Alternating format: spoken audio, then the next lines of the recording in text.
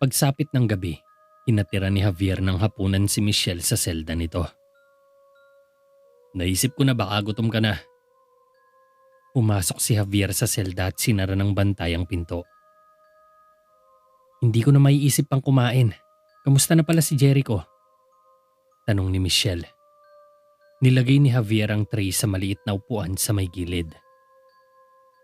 Gusto niyang ipaalam ko sa'yo na gagawin niya pa rin ang lahat para kumbinsin ng hari na inosente ka. Hindi siya titigil hanggat hindi ka na ilalabas dito. Sagot naman ni Javier. Alam nating tatlo na hindi na magbabago pa ang isip ni Argo. Kapag wala na ako, aalagaan mo ba siya para sa akin, Javier? Medyo naluluha na si Michelle pero pinipigilan niya lang ang sariling umiyak sa harap ni Javier. Hindi ka maaaring mawalan ng pag-asa. May pag-asa pa tayo. Sambit ni Javier. Anong binabalak mo? Taka ni Michelle. Kailangan kong hanapin ang taong talagang nagtanim ng pantapal. May ideya ka ba kung sino to? Binigyan siya ng makahulugang titig ni Michelle. Kumunot bigla ang noo ni Javier. Sabihin mo, sino? Sinipat sandali ni Michelle sa mga siwang ng rehas kung nasa malapit lang ba ang gwardya, tsaka siya humarap kay Javier. Pagkatapos kong hatulan ng hari, noong nilalabas na ako ng mga gwardya, tumingin ako sa likod. Sumpaman, nakangiti si Raya sa akin. Sa tingin mo ba namamalikmata lang ako sa nakita ko? Umiling-iling si Javier. Hindi. Alam kong napatigil si Javier sa pagsasalita nang may marinig itong papalapit na mga yabag papunta sa selda nila. Napansin ni Javier ang pagdating ng bantay at mabilis na binuksan ang pinto ng selda ni Michelle. Mukhang ubos na ang oras ng palugit ni Javier. Huwag kang mag-alala. Gagawa ako ng paraan. Pangako ni Javier kay Michelle. Hindi ko na siya kayang pagkatiwalaan pa. Nagsimula na akong magtaka dahil parang hindi talaga nagkataon na makita nila kami sa kakahuyan. Mahinang sabi ng dalaga. Bago umalis ay tumango pa si Javier kay Michelle bago nilak ng gwardya ang selda. Pagkauwi sa bahay, sinabi agad ni Javier ang lahat sa tiyo Rigor niya. Hindi na nagulat dito si Mang Rigor dahil alam niyang may kinalaman talaga dito si Raya. Subalit ang inaalala niya lang ay baka hindi rin sila panigan ng korte sapagkat anak mismo ni Haring Argo ang babanggain nila. Baka kung saan-saan lang sila ipatapon ng hari kung susubukan nilang kalabanin to nang walang sapat na ebidensya o mga patunay na magdidiin kay Raya sa mga kasalanan niya. Hinding-hindi maniniwala si Argo na si Raya ang may pakana ng lahat. Wika ni Mang Rigor. Baka makinig ito kay Jericho. Saad ni Javier. Ang tingin ni Argo ay ginagayuma talaga ang anak niya. Kung sakali mang may gagawin si Jericho laban dito, mas lalo lang magpapatibay yon sa paniniwala niya. Sa paraang yon, mas madidiin si Michelle at baka hindi na natin siya maliligtas pa. Pangamba ni Mang Rigor. Kung hindi natin mailantad ang tunay na mangkukulam, dapat tayong mag-imbento ng bagay na maniniwala ang lahat. Ani Javier. At ano naman ang naiisip mo? Halatang hindi kumbinsido si Mang Rigor sa naiisip ni Javier. Paano kung ang isang mangkukulam ay mahuli sa akto na nagtatanim ng kaparehong pantapal sa silid ni Jericho? Walang magagawa si Argo kundi sumang-ayon at kusang palayaan si Michelle. Suhestyon ni Javier. At may kilala ka bang mangkukulam na tanga para magpahuli na gumagawa ng ganyan? Tanong pa ni Mang Rigor. Siyempre ako, pero di ako ganun katanga para magpahuli.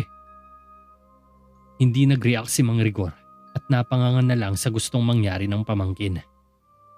Kinuha ni Javier ang magic book mula sa floorboards na nasa ilalim ng kanyang ama. Sinundan siya ng tiyuhin. Kaya kung magbabalat kayo ako, hindi mahalaga kung mahuli man ako. Maaari akong gumamit ng mahika para tumakas. Tapos babaguhin ko na lang ang aking sarili. Para iisipin lang nila na naglaho na parang bulang mangkukulam. Nakangiting wika ni Javier. Bueno, kahit gaano ka pa magkaila, natatakot akong baka makilala ka rin ni Jericho. Saad naman ni Mang Rigor. Makikilala pa ba ako kung ako'y nasa 80 taong gulang na? Sagot ni Javier. Isang pang-ermitanyo, Javier. Ang dasal na yan ay masyadong mahirap at walang kasiguraduhan. Kung ang dasal ay hindi tatagal, malalantad ka. Pangamba ni Mang Rigor. Pero kung hindi ko gagawin ang bagay na to, mamamatay si Michelle. Hindi ko hahayaang mangyari yun. Maaari ka bang gumawa ng pantapal na kapareho ng natagpuan sa silid ni Jericho? Napailing na lang tuloy si Mang Rigor sa katigasan ng ulo ng pamangkin niya. Madali lang para sa akin yon. Umalis si Mang Rigor nang nagsimulang kumilos si Javier para kumuha ng mga sangkap sa gagawin niyang ritual. Kumuha siya ng kawa at niluto niya ang mga sangkap sa loob ng kanyang silid pagkatapos ay kumuha ng asul na pulbura na giniling mula sa pinulbos na alikabok ng buitre. Gumawa si Javier ng incantation at sinilaba ng asul na alikabok ng buitre gamit ng kanyang mahika. Natakpan ng kulay asul na usok ang paligid ng kumalat sa loob ng kwarto ang makapal na usok. Katatapos lang din ni Mang Rigor sa pagtali sa pantapal, ngunit mabilis na nalaglag ang kanyang panga nang makitang lumabas ang matandang si Javier sa kanyang silid. Napatayo si Mang Rigor nang magsalita sa paraang garalgal na boses si Javier. Nakikilala mo pa rin ba ako, Tio? Tanong ni Javier mula sa garalgal na boses. Hindi. Pero may kakaiba lang sa mga mata mo. Siguro dahil alam kong ikaw yan. Sagot ni Mang Rigor, sabay napailing dahil mas matanda pang tignan ng pamangkin kesa sa kanya. Hindi ako makapaniwala na balang araw magiging ganito talaga ako. Wika ni Javier nang kilatisin niya ang sarili sa parihabang salamin. Kulubot na ang kanyang balat. Ang kanyang katawan ay bumaluktot. Namuti ang kanyang buhok. Maging ang mga bigote niya ay humaba na, nakasing haba rin ang kanyang balbas. Nakasuot siya ng mahabang roba at kulay pula. Ay, nasasaktan ako. Ayokong tignan ang sarili ko. Iniwas ni Javier ang sarili sa salamin. Kung ganon. Ngayon alam mo na ang nararamdaman ko. Inabot ni Mang Rigor kay Javier ang replika ng poultice na ginawa niya. Kakailanganin mo to. Wika ni Mang Rigor. Kinuha naman ito ni Javier at mabilis na lumabas ng bahay. May dala siyang tungkod habang naglalakad sa koridor papunta sa silid ni Prinsipe Jericho. Habang nasa kalagitnaan siya ng paglalakad, ay may naulinigan siyang nag-uusap sa kabilang bahagi ng pasilyo. Sumilip si Javier sa sulok at nakita si Jericho na nagbibigay ng mga tagubilin sa isang pares ng mga gwardya. Naglakad si Javier ng mabagal. Sinadya niya ito para makita siya ni Jericho na pumasok sa silid. Nakuha agad ni Javier ang atensyon ni Jericho nang bahagya siyang umubo. Sinundan siya nito kasabay ng paghugot ng kanyang espada. Pumunta si Javier sa kama ni Jericho at hinintay na makapasok si Jericho sa kwarto. Gumapang si Jericho sa silid niya habang inihahanda ang espada. Napangiti si Javier nang maispata ng espada ni Jericho sa sulok. Dali-dali niyang nilabas ang poultice at umusal ng isang peking spell. Dahan-dahang lumapit si Jericho sa ermitanyong si Javier habang ito ay nakatalikod sa kanya. Kasunod nito ay tinutok ni Jericho ang espada sa likod ng matandang si Javier. Napahinto naman sa pag-usal si Javier. Magpakilala ka! Sino ka? Tanong ni Jericho. Ako si... Dahan-dahang umikot si Javier. Barracuda! Ang dakila! Panggugulat pa ni Javier. Bahagyang napailing si Prinsipe Jericho. Ikaw ba ang nagtanim ng pantapal sa kama ko? Seryosong tanong ni Prinsipe Jericho. Nahuli mo ko. Wala akong pagpipilian, kundi magtapat. Sagot ni Javier. Mas diniin ni Jericho ang espada niya sa matandang si Javier. Muntik nang mamatay ang isang inosenteng babae dahil sa kagagawan mo! Napangiti si Javier. Unti-unti na nitong napapaniwala si Prinsipe Jericho mula sa pagbabalat kayo niya. Sa palagay ko, kailangan na siyang palayain ng iyong ama ngayong nahuli mo na ako. Saad ni Javier gamit ng garalgal na boses. Dapat na kitang tapusin sa kinatatayuan mo. Sagot ni Jericho. Nawala ang ngiti ni Javier sa labi at napalitan nito ng kaba. Napapalunok ng laway habang nag-iisip ng paraan si Javier. Kung ako sa'yo, hindi ko gagawin yon. Dahil kung gagawin mo yon. Nag-isip muli si Javier. Naguluhan na tuloy si Jericho sa kaharap. Hindi mo malalaman ang plano ko. Pananakot ni Javier. Anong plano? Tanong naman ni Jericho. Eksakto. Kaya hindi mo ako masisindak.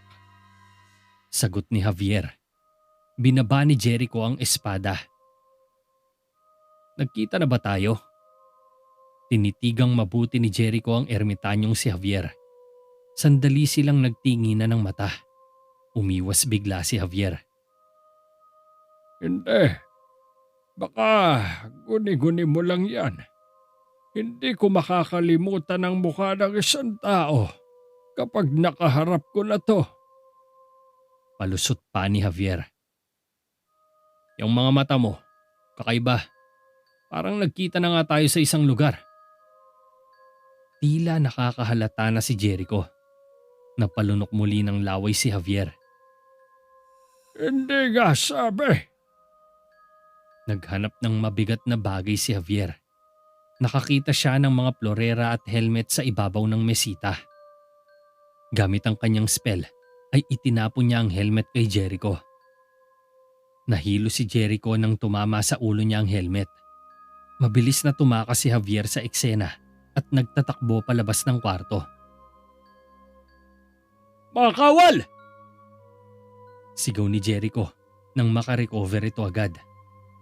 Nagtago si Javier sa pader nang makasalubong niya ang mga kawal sa koridor. Dali-dali niyang sinara ang pinto nang pumasok sa silid ni Jericho ang mga gwardya.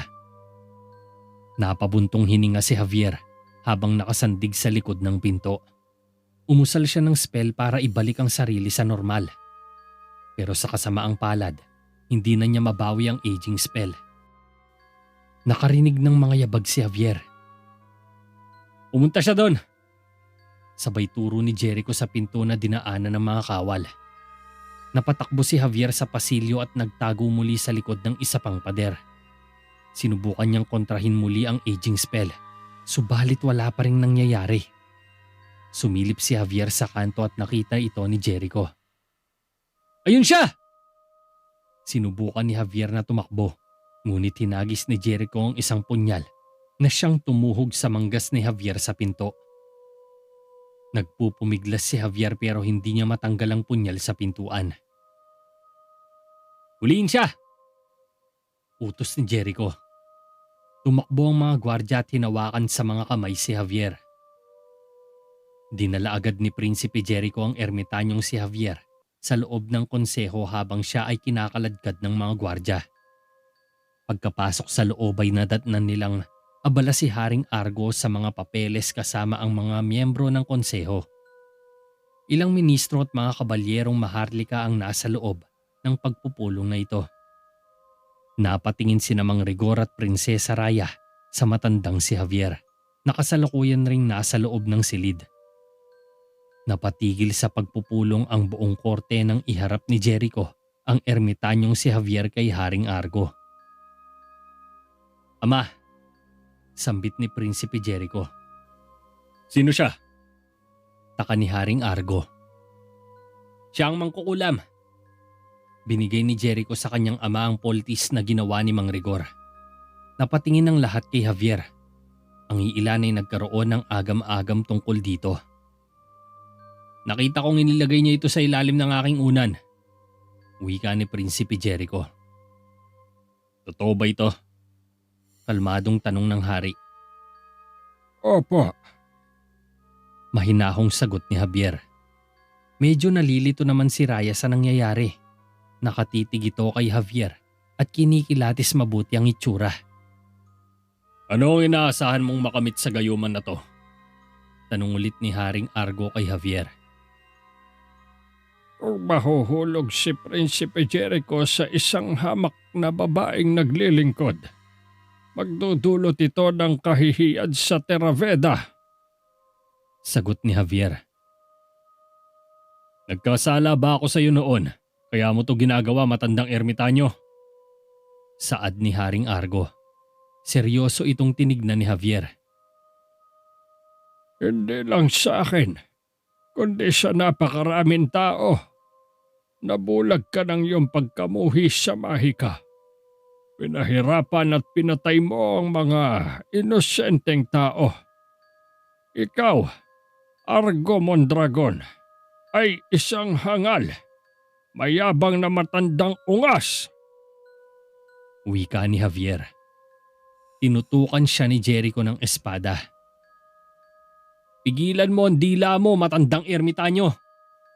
Babala ni Prinsipe Jericho. At ikaw, narinig ko sa iba kung paano mo tratuhin ang iyong lingkod. Ginagawa niya ang lahat para sa iyo. Ngunit nakakakuha ba siya ng anumang pasasalamat? Hindi. Dahil isa kang aroganteng hangal. Singhal ni Javier. Pinikit ni Mang Rigor ang kanyang mga mata sa hiya. Na may utak ng asno at mukha ng palaka. Tumatalsik na kay Jericho ang laway ni Javier. Hinila ng mga gwardya ang ermitanyong si Javier palayo kay Prinsipe Jericho habang pinupunasan nito ang kanyang muka. Itong naglilingkod na babae, kasabwat mo ba siya? Tanong pa ni Haring Argo ngunit umiling kaagad si Javier bilang tugon niya. Hindi ko siya kilala. Ang batang babae ay ganap na inosente. Napatango si Mang Rigor. Kamahalan, nagtapat na siya. Sabat naman ni Jericho. Nalilito pa rin si Raya. Hindi niya alam ang gagawin at kung paano pipigilan ang ermitanyo dahil mukhang sinisira na nito ang mga planong binuo niya para kina Michelle at Jericho. Napaisip naman sandali si Haring Argo. Pinulot nito ang pantapal at tumingin sa kawal. Pakawalan ninyo ang dalaga. Bukas ng madaling araw, ikaw ang papalit sa pwesto niya. Alisin niyo na siya. Mautoridad na utos ni Haring Argo. Kinaladkad agad ng mga gwardya ang ermitanyong si Javier palabas ng konseho upang dalhin sa loob ng mga piitan sa ilalim ng kastilyo habang naka-escort sa likuran nila si Prinsipe Jericho. Sumunod sina Prinsesa Raya at Mang Rigor sa labas ng konseho at hinatid lang ng tanaw sa Phoenix Corridor sina Javier. Kilala mo ba ang lalaking yon, Mang Rigor? Tanong ni Raya habang pinagmamasdan niya ang taong sumira ng iniingatan niyang plano. Hindi ko pa siya nakita. May bumabagabag ba sa'yo, Raya? Akala ko gagaan ang loob mo ngayong natagpuan na ang tunay namang kukulam. Wika ni Mang Rigor. Siyempre naman masaya ako. Bahagyang ngumiti si Raya sabay nag-walk out. Ngunit nanatili lang si Mang Rigor pagkaalis ni Prinsesa Raya. Sa kabilang dako naman, itinulak na parang basura ng mga gwardya si Javier papasok sa isang selda kung saan ikinulong si Michelle. Sinara kaagad ng mga ito ang pinto at umalis na. Halatang malumbay ang mukha ni Javier nang sumilip siya sa bintana. Nakita niya ang malaking pugon na inihahanda sa kanya bukas sa main square. Naglalakad naman si Mang Rigor sa koridor papunta sa ilalim ng kastilyo nang makasalubong niya sa kanto si Jericho. Mang Rigor, nakita mo ba si Javier? Di ko kasi siya mahanap eh. Nagtataka si Jericho dahil buong araw niyang hindi pa nakagilap si Javier. Ni anino nito ay hindi niya maapuhap. Sabi niya magpapalipas raw muna siya sa bahay inuman. Pagsisinungaling ni Mang Rigor na agad ikinakunot noon ni Jericho. O talaga? Sinabi niya yon? Makikita natin ang tungkol dyan. Wika ni Jericho. Nalilito siyang nagpunta sa silid ng konseho. Halatang diskumpiyado siya sa sinabi ng manggagamot dahil alam naman nilang dalawa na hindi naman mahilig uminom si Javier. Lalo na ang tumambay pa sa bahay inuman. Pinilig na lang ni Mang Rigor ang ulo pagkatapos ay binisita na niya ang selda ni Javier. Wala itong nadat ng gwardya na nagbabantay sa labas ng kulungan, kaya malaya niyang nakausap ang pamangkin. Namataan niyang nakatayo ang ermitanyong si Javier habang ito'y nakatalikod at nakaharap sa pader, ngunit mahahalata ang lungkot nito. Javier, ano nangyari? Nagulat si Mang Rigor nang malamang umiiyak pala si Javier. Hindi ko makontra ang dasal. Masyadong makapangyarihan ito, Tiyo. Sagot ni Javier na parang batang umiiyak. Umaagos sa maputing balbas ang mga luha nito. Kumapit naman sa mga rehas si Mang Rigor at nilapit ang muka. Kailangan mong subukan ulit. Mahinang sabi ni Mang Rigor, ngunit umiling si Javier. Nasubukan ko na, pero hindi pa rin to umubra. Magiging ganito na ako habang buhay. Patuloy sa pag-iyak si Javier. Napailing si Mang Rigor. Ano bang pinagsasabi mo? Bukas na bukas, ipapasunog ka na ni Argo sa tulos. Biglang napatigil sa pag-iyak si Javier na tila ba natauhan. Tumingin ito kay Mang Rigor. Kung ganon, dapat kang gumawa ng paraan para masira ang dasal.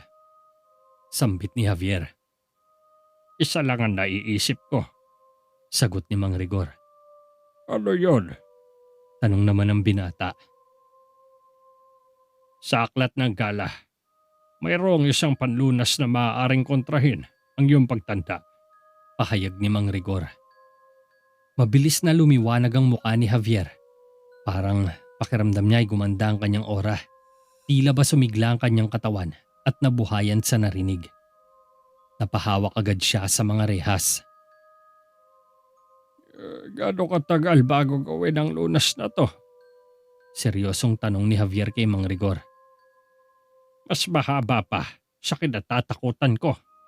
Pero sisikapin kong tapusin ito sa lalong madaling panahon hanggat maaari. Bumitaw si Mang Rigor sa mga rehas ng selda para umuwi na. Ano na ba ang gagawin ko? Habol pa ni Javier. Napabalik si Mang Rigor sa selda. Javier, mas mainam kung manatili ka munang kalmado dyan. Ani Mang Rigor. Pagdating sa bahay ay nagsimula ng magtimpla ng potion si Mang Rigor. Sinusubukang gawin itong isang tiyak na kakulay mula sa pinagkuhanan niya ng impormasyon mula sa libro ng gala. Buong magdamag niyang ginagawa ito hanggat hindi niya na mamatch ang lunas sa coloring method. Pagputok ng araw, nagsimulang magtipon ang mga tao sa paligid ng pyre upang manood sa gaganaping pagbitay sa ermitanyong si Javier habang napapaligiran ng isang pulutong ng mga gwardya ang maliit na entablado sa main square. Hindi nakatulog si Javier dahil buong magdamag itong naghintay sa kanyang selda, ngunit walang lunas ang dumating. Nakarinig ng mga yabag si Javier palapit sa selda niya. Biglang bumukas ang pinto ng selda, pero di ito pinansin ni Javier na nakatalikod habang nakaharap sa pader. Pumasok sa selda si Prinsipe Jericho kasama ang mga gwardya. Oras na, sambit ni Jericho. Hinawakan ng mga gwardya si Javier upang ilabas sa selda niya. Teka, Pigil ni Javier. Tumigil ang mga kawal. Anong gusto mo sabihin? Tanong ni Prinsipe Jericho. Humarap naman si Javier. may ibang krimen ba akong ginawa na nais kong aminin? Paninindak ni Javier para mapanatili pa siya ng isang araw sa kulungan. Ano ang pagkakaiba nito? Malapit ka na masunog sa tulos. Hindi ka namin maaaring bitayin ng 2 beses. Sagot ni Jericho. Napanganga tuloy si Javier. Hindi umubra ang palusot niya. Mukhang ito na ang kanyang katapusan. Samantala, dali-dali namang lumabas ng bahay si Mang Rigor nang matapos na niya ang anti-aging potion. Binuhos niya ito lahat sa tube at nilagay niya sa maliit na bote. Habang tumatakbo sa Phoenix Corridor, biglang napahinto si Mang Rigor nang mamataan niya si Javier na gwardyado ng mga kawal habang ine-escortan sila ni Jericho papunta sa main square. Lumiko agad si Mang Rigor patungo sa kakaibang pasilyo para maunahan sila sa labas. Pagdating sa main square, nakatitig ang mga tao kay Javier habang hinahatid siya patungo sa pyre na sinasabayan pa ng drum roll. Dito palang naramdaman ni Javier ang matinding kaba, takot at tensyon. Akala niya noon ay ganoon lang ito kasimple, ngunit nagkamali siya. Ngayon ay alam niya na kung ano ang nararamdaman ng mga kauri niya bago sila ihandog sa entablado. Parang maiihi na siya sa takot. Hindi siya makapaniwala na sasapitin na niya ang kanyang kamatayan. Ngunit habang inaakay si Javier sa pyre ay may nakatawag pansin sa kanya. Sa may gilid ng daan ay nakita niya ang tiyuhin na nakahalo sa mga tao at sumenyas ito gamit ang hangin. Ikaw ay napatunayang nagkasala sa paggamit ng itim na mahika at panggagayuma. Alinsunod sa ating batas, susunugin ka sa tulos. Magsilbi sana itong aral sa lahat ng naghahangad na sirain ang Terraveda. Wika ni Haring Argo na nakatayo sa itaas ng balcony kasama si Princess Raya, pati ang buong korte. Nakita ni Javier si Mang Rigor na hinahaplos ang bote ng panlunas. Lumingon si Javier kay Haring Argo at tinitigan niya ito ng matalim. Isang sumpa sa inyong lahat. Sigaw ni Javier at pasimpleng lumapit sa mga tao para maagaw niya ang bote kay Mang Rigor. Nahila siya ng mga gwardya sabay hinarap siyang muli sa hari. Maghihiganti ako. Kinakaladkad na ng mga gwardya si Javier patungo sa malaking pugon. Ayos ka lang ba, Mang Rigor? Pag-aalala ni Jericho nang makalapit ito kay Mang Rigor. Ayos lang ako. Salamat. Sabay tango ni Mang Rigor. Napatingin ito sa pamangkin niya na kasalukuyan ng umuusal ng isang spell. Biglang kumalat ang apoy sa pugon at naglikha ito ng malaking pagsabog sa entablado. Napaatras sa takot ang lahat nang kumaripas si Javier sa pagtakbo para tumakas. Huliin siya! Sigaw ni Jericho. Pinagtutulak ni Javier ang mga tao hanggang makapasok siya sa kastilyo at mapunta sa koridor. Ngunit hindi siya makalusot sa pinto sa dulo dahil sarado ito. Napatago na lang si Javier sa gilid ng pader. Pagkatapos ay dali-daling binuksan ang anti-aging potion at nilagok niya ito lahat habang papalapit si Jericho kasama ang mga gwardya. Lumiko si Jericho sa isang pasilyo para hanapin ang ermitanyong si Javier. Subalit napahinto siya nang mapansing may parang kumakalikot na pulang tela sa gilid ng pader. Dahan-dahang lumapit si Jericho sa pader at sinurpresa ang kriminal na mangkukulam. Javier, bakit nandito ka? Nasaan ang mangkukulam? Gulat ni Prinsipe Jericho.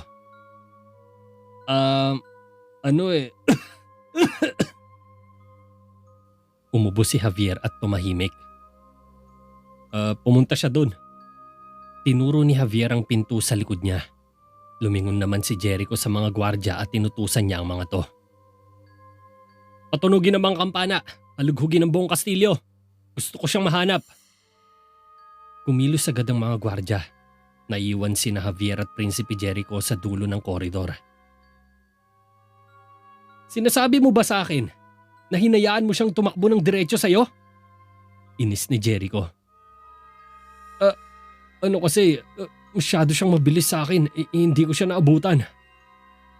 Kabadong sagot ni Javier habang pilit niyang kinukubli sa likuran ng mahabang pulang roba na sinuot niya. Isa siyang tusong matanda.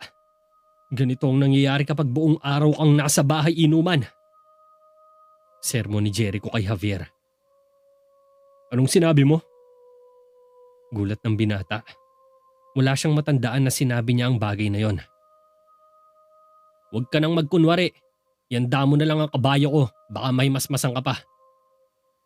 Umalis si Jericho. Napapakamot na lang si Javier sa mukha habang nakangiti. Pagsabit ng hapon, diretsong pumasok sa silid si Prinsesa Raya habang iniipon naman ni Michelle ang maruruming labahan ni Raya sa kama. Michelle. Ginawaran ka agad ni Raya ng peking yakap si Michelle. Hindi ko masabi kung gaano ko kasaya ngayong nandito ka na. Nakangiting wika ni Diana. Pero nagpatay mali siya lang si Michelle. Alam na niya ang likaw ng bituka nito, kaya hindi na siya malilin lang ng tusong prinsesa. Nakiusap ako kay ama na palayain ka, pero hindi siya nakinig sa akin.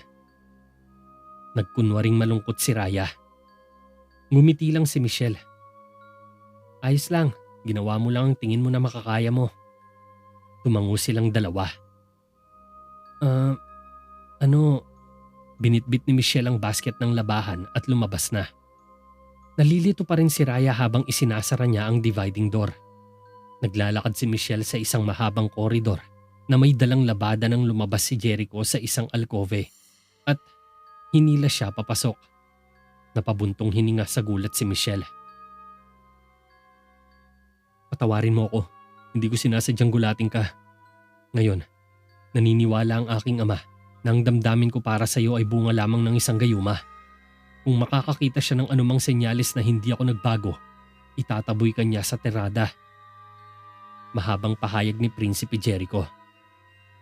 At bunga rin ba ng gayuma ang nararamdaman mo sa akin? Habang nakataas ang isang kilay ni Michelle. Teka, alam naman nating dalawa na kasinungalingan lang yon.